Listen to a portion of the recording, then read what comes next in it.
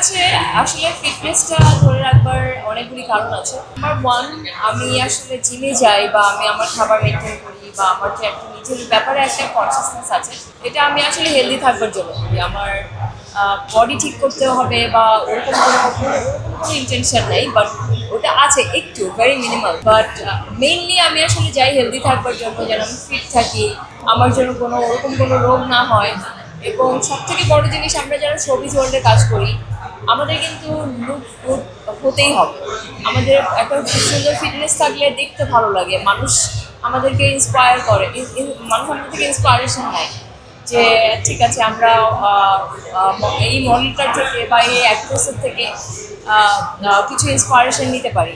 তো সেই জায়গা থেকে কিন্তু আমার কাছে মনে হয় শোবিজ ওয়ার্ল্ডে যারা কাজ করে এবং যারা ক্যামেরার সামনে কাজ করে, শুধু এরা না, ক্যামেরার পিছনেও যারা কাজ করে, সবাইকে ভালো দেখানোর জন্য এবং সুস্থ থাকার জন্য আই থিঙ্ক জিমে যাওয়া উচিত। তো সেই জায়গা থেকে আমার একটা কমিটমেন্ট আছে নিজের উপরে।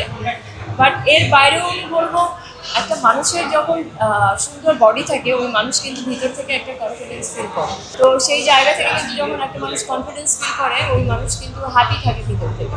তো আমার কাছে মনে হয় কনফিডেন্স গ্রোথের জন্য আমার মনে হয় জিমে যাওয়া উচিত সবার।